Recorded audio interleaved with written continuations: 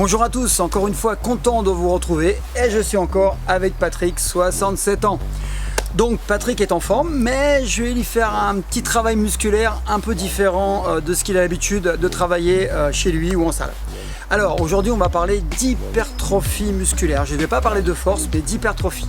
Sachant que quand il y a du volume musculaire, je suis désolé de le dire, ce n'est pas de la gonflette, il y a forcément de la force. J'ai fréquenté les bodybuilders depuis l'âge de 14 ans. On ne fait pas 52 bras avec un coucher à 50 kg. Les gens qui sont volumineux ont forcément de la force. Après, effectivement, à l'inverse, on peut être très fort, avoir des bras relativement fins, musclés et ne pas être volumineux. C'est ça qui est paradoxal. Volumineux, on a forcément de la force, mais on peut être fort sans être volumineux. C'est lié au système neuromusculaire. Donc aujourd'hui, on va parler d'hypertrophie. Avant de rentrer dans le vif du sujet et vous donner mes petits secrets, je vous invite à télécharger donc le lien où il y a la préparation physique. Vous allez avoir accès à des techniques qui vont vous permettre de vous développer, avoir de la force, de l'endurance de force. En fait, en un mot, être le meilleur par rapport à votre objectif. Optimiser vos performances. Donc aujourd'hui, nous allons parler de l'hypertrophie musculaire. Alors, pour qu'un muscle puisse réagir, pour qu'il puisse prendre du volume, il faut le stresser. Le stress, c'est quoi? C'est un stimuli, c'est l'entraînement. En fait, vous allez stimuler, vous allez stresser le muscle. Alors, soit avec des poids et haltères, soit avec des pompes, du poids de corps, soit avec des élastiques, comme vous le voyez. Enfin, il y a plein de formes de stress possibles. C'est ça qui est intéressant, c'est choquer le muscle.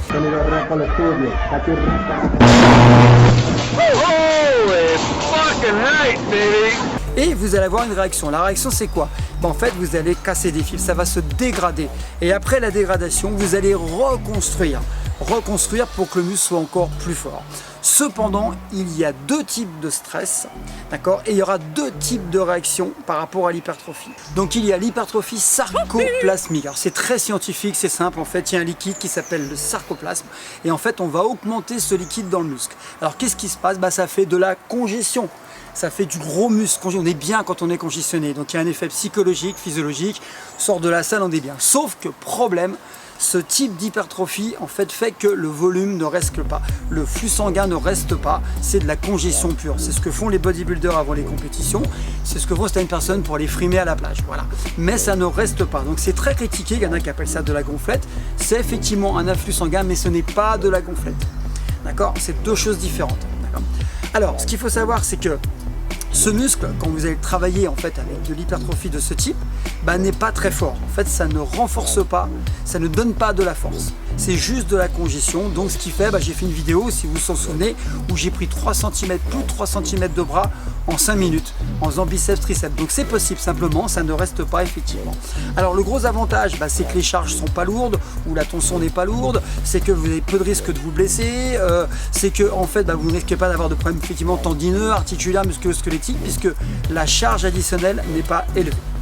Alors, quand on fait ce type d'entraînement, il faut faire des séries entre 15 et 20 répétitions. Pourquoi? Pour avoir la force. Et il faut absolument se nourrir énormément en termes de glucides. Pourquoi? Parce que vous allez utiliser du glycogène. D'accord? Donc ce glycogène, ça vient des glucides, c'est une transformation par le foie. Je ne vais pas rentrer dans le scientifique, c'est vous expliquer qu'en fait, si vous ne prenez pas de sucre lent, d'accord, de glucides lents, ça ne fonctionnera pas. Et boire de l'eau, bien évidemment, puisque vous savez que le corps est constitué d'énormément d'eau. Ça donc, c'est ce qu'on appelle l'hypertrophie sarcoplasmique. Congestion, je veux faire le beau, je veux faire du sang, c'est bon. Et vous en avez une autre qui s'appelle l'hypertrophie myofibrillaire. Myofibrillaire, encore une fois, c'est un mot très scientifique, mais c'est très connu. C'est qu'en fait, on va, par le stress, encore une fois, par l'entraînement, augmenter le nombre et l'épaisseur des myofibrilles. La myofibrille, c'est en fait l'unité motrice du muscle. On va les augmenter. Donc, comme on va les augmenter, on va les casser d'abord avec l'entraînement et après, avec la récupération, d'où l'intérêt du repos et de la bonne nourriture, vous allez augmenter et épaissir les fibres. Donc, vous serez plus fort. J'ai bien dit plus fort, ce qui n'est pas le cas avec le sarcoplasmique, et vous serez plus volumineux parce que le corps va se préparer à l'effort futur. Il se dit, waouh, il m'a mis une charge, j'ai cassé des fibres, il va préparer, parce que le corps s'adapte, il va préparer l'effort suivant.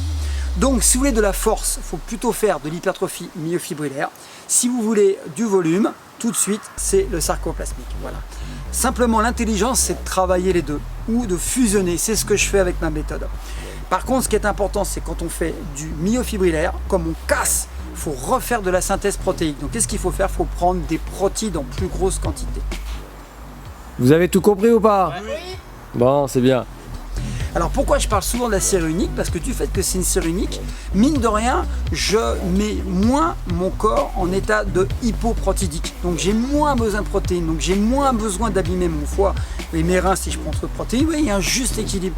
Toujours l'intelligence de la vie, le juste équilibre pour le maximum de résultats. Donc pour le sarcoplasmique et l'hypertrophie sarcoplasmique, c'est entre 15 et 20 répétitions. Il y en a qui disent 10, moi je dis 15 et 20.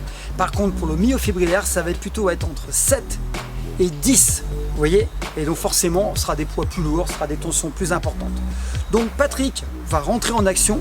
Moi, mon job, c'est pas vous rentrer dans les explications scientifiques, c'est vous dire tout de suite ce qu'il faut faire. Maintenant, encore une fois, testez. Testez, soyez curieux. Vous n'êtes pas obligé de me croire encore une fois, mais testez et vous verrez de suite les résultats. Donc Patrick, ce qu'il va faire tout de suite, c'est qu'il va travailler en sarcoplasmique. Donc je vais le guider, il va le suivre ce que je dis. On va faire juste 2 séries, pas que ça dure trop longtemps, mais vous puissiez comprendre. Et moi, je vais commenter au fil de l'entraînement. Donc là, Patrick va faire ce qu'on appelle l'extension des bras pour travailler le triceps. Donc je vous rappelle que le triceps, c'est 2/3 d'un muscle du bras. Donc ça veut dire qu'en fait, il faut plus travailler les triceps que les biceps pour grossir les bras. Donc là, il va travailler simplement. Donc il va souffler en descendant. Voilà. Et il inspire en montant. Toujours les coudes au corps, bien évidemment, pour garder la tension. Continue. Et en fait, il faut bien tendre ses bras. Voilà, tends bien tes bras. Ouais, il va continuer. 3. Et en fait, je vais le faire aller à l'échec. 4. 5. Toujours une tension continue. Alors, l'avantage des élastiques pendant qu'il travaille, tu continues, c'est qu'en fait, il y a une tension continue. Donc, le muscle aime bien parce qu'on respecte la plasticité et l'élasticité du muscle. C'est important. Voilà, continue. À un moment donné, ça va brûler. Donc, il y a un effet d'acide lactique, ainsi de suite, et la congestion. Donc là, on est en plein dans le volume musculaire, donc le volume qui ne restera pas et qui ne travaille très peu la force. Et après, on fera du myofibrillaire. Voilà, continue. Souffle bien. Alors pensez à bien respirer, c'est important. La respiration, c'est primordial dans l'entraînement. Déjà pour protéger votre cœur, pour éviter une montée de tension artérielle, et surtout parce qu'on va beaucoup plus loin dans l'effort. Continue. C'est bon, ça va être dur. Alors là, c'est un exemple, hein. Je ne connais pas parfaitement sa force, mais ce qui est important, c'est qu'il puisse ressentir et vous puissiez voir comment je travaille en fait. Commence à tirer. Ça brûle un peu. Voilà, alors garde bien les bras tendus en bas, ça va être beaucoup plus dur. Voilà. Vous voyez, la longue portion, le triceps, il travaille. Alors un bodybuilder, ce qu'il ferait, c'est qu'il travaillerait le triceps dans la continuité. Et en fait, toutes les parties du triceps. Donc forcément, lui étant bodybuilder, il ne peut pas se contenter d'un mouvement. Concept dur. Ne pas s'arrêter en haut et en bas pour garder toujours le muscle sous tension, c'est hyper important. Dès qu'il y a un arrêt, le stress est moindre. C'est vraiment une histoire de stimuler, il faut stresser, stresser, stresser. Voilà, dur. Toujours garder les coudes au corps pour isoler. Voilà, là il commence, continue. Et allez, continue, t'arrêtes pas. Voilà. Alors l'idéal c'est de ne pas tricher, donc continue sans tricher. Voilà. Et à un moment donné, il prendra plus de temps. Allez, encore. Allez, encore. Vous voyez, le mental lâche toujours avant le corps. Pas de souci. Mets ton bras tendu, voilà, on voit bien le triceps, il est dessiné, hein. 67 ans quand même, hein. Vous voyez la qualité musculaire, c'est important. Tout le monde peut progresser de 15 ans à 75, 80 ans. Il faut simplement l'adapter à l'âge, à sa morphologie et à son métabolisme et à son activité. Donc là, il a été, vous avez vu, à l'échec, il ne pouvait plus. Ce qu'il faut, c'est ne pas tricher. En fait, il faut aller au maximum, à un moment donné, on ne peut plus. Maintenant, si tu me permets, le mouvement parfait, c'est quand vous gardez la tension. Alors moi, je triche, souvent, je mets les pouces au-dessus, parce que la contraction est meilleure. Voilà, je tends.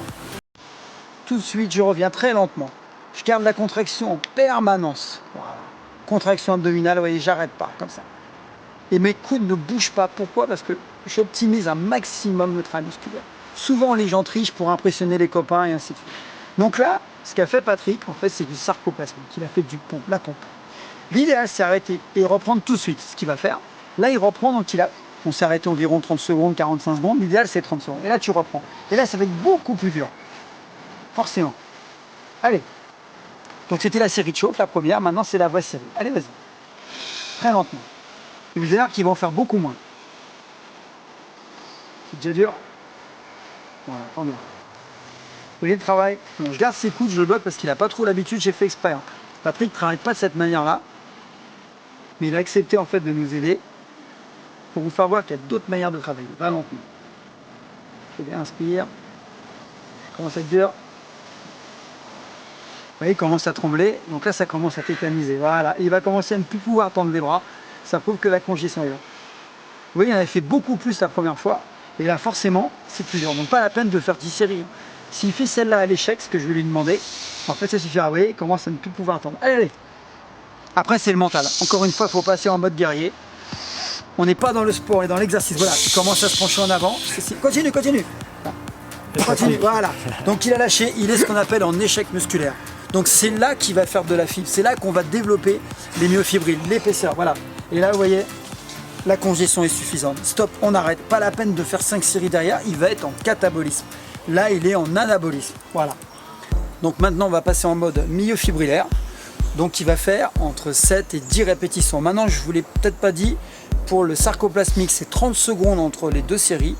Là, par contre, ça va être 1 minute. Donc là, il est un peu épuisé parce qu'il a fait le sarcoplasmique avant. Mais ce qui est important, c'est que maintenant, vous allez voir qu'ils vont faire beaucoup moins. Et là, il va faire du muscle qui dure, du muscle dense. Allez, Patrick, au boulot. On y va. Même s'il en fait 6, 7, c'est parfait. Voilà, 1. Donc j'ai rajouté forcément une tension. Hein. C'est l'intérêt d'avoir plein d'élastiques. Et là, on voit le travail. Allez. 4. 5, souffle. Alors il faut essayer de tendre. Il a du mal à tendre parce qu'il n'est pas habitué. Mais il faut essayer de tendre en bas. Voilà, il va commencer à se pencher. Voilà. Et là, c'est signe que... Voilà. Encore une, encore une. Allez. Ok, stop. Donc là, voilà. Ce sont des séries beaucoup plus courtes, encore une fois. On peut adapter la série unique. Si vous avez l'habitude de faire 2 séries, 3 séries, faites 3 séries. Moi, je dis toujours une série unique suffit. Maintenant, je vais le faire doucement. Le vrai exercice, le bon exercice, c'est ça, par exemple, c'est pas bon. Non, vous êtes ici, vous positionnez bien, vous concentrez, et là, regardez bien. Vous tendez bien les bras, tout doucement. Vous montez, vous repartez. Voilà, il faut tendre les bras complètement. Et là, d'ailleurs, on voit, si je m'arrête là, c'est l'erreur que font souvent les gens. Il n'y a pas une pleine contraction. Dès que je suis là, regardez la différence. Et ça brûle beaucoup plus. Et en fait, ce que les gens ne comprennent pas, c'est que moi, je favorise toujours la qualité à la quantité. Maintenant, regardez bien. Il se tient les bras. Pourquoi il se tient le triceps? Parce qu'il a mal, en fait. C'est ça, parce qu'il est en pleine congestion. Donc là, il faut être honnête, on se dit les choses. Patrick, il n'a pas 25 ans, moi non plus, j'en suis loin. À notre âge, on a un taux de testostérone qui est beaucoup moins élevé et c'est normal, c'est la nature. Donc il faut travailler avec son système hormonal. Donc Patrick a besoin de moins d'entraînement que quelqu'un qui a 20 ans. Voilà, c'est ça que les gens ne comprennent pas. Les gens, vous voyez dans les magazines, ont 20, 25 ans, ce sont les athlètes de haut niveau. Parfois, ils prennent des produits. Je parle de gens naturels. Et donc, on ne réagit pas à 20 ans comme à 60, 65. Et lui a 67 ans, donc j'ai adapté l'entraînement à sa morphologie, à ce qu'il est. Je vous dis à bientôt, c'est important, encore une fois, n'hésitez pas à liker, partager le plus possible pour vos copains, copines puissent en bénéficier. C'est comme ça que j'ai appris, c'est grâce aux autres. Je ne fais que vous donner l'enseignement que j'ai eu par des gens. Je n'ai rien inventé, c'est juste l'expérience, l'empirisme qui a fait que. Et encore une fois, vous voulez aller beaucoup plus loin, vous voulez des programmes adaptés à vous, avec une alimentation adaptée à vous, avec des protocoles de récupération, avec des choses qui vont limiter votre stress. Il n'y a pas que la musculation et qui vont augmenter la testo. Bon, en fait, vous allez voir la méthode Reperce Évolution. En fait, donc il suffit de cliquer sur le lien qui est dans la description où vous aurez des guides avec plein d'explications sur la préparation physique et surtout comment transformer son corps. Je vous dis à bientôt, c'est un grand plaisir et encore merci de nous suivre. Ciao. Attendez les gars, je me permets un petit truc, parce que tu parlais des gens de 20 ans. Eh les gars, vous pouvez venir ou pas? Hein? Parce que les vieux de la vieille, mais on va voir si les jeunes de 20 ans, ils relèvent le challenge. Vas-y. Allez, c'est parti. Bon là on a Virgile, hein. T'as quel âge? 15 ans. Donc voilà, bah, c'est ce qu'on était avant. Hein. Et voilà, maintenant il a décidé de changer, il a décidé de tester. Alors voilà, on va tester. Allez vas-y, tu souffles. Voilà, donc c'est un peu dur pour lui, mais il est costaud le petit. Hein. Voilà, il souffle. Allez, doucement, doucement, doucement. Ah vous voyez, quand on n'a pas l'habitude, on va très vite, c'est normal. Allez, encore une. Ouais. Bon là on a Yanis, 16 ans. Bon lui il mange bien à la cantine, hein. Vous allez voir, il prend du dessert, hein. Un costaud. Allez vas-y, on y va. Allez, souffle. Voilà.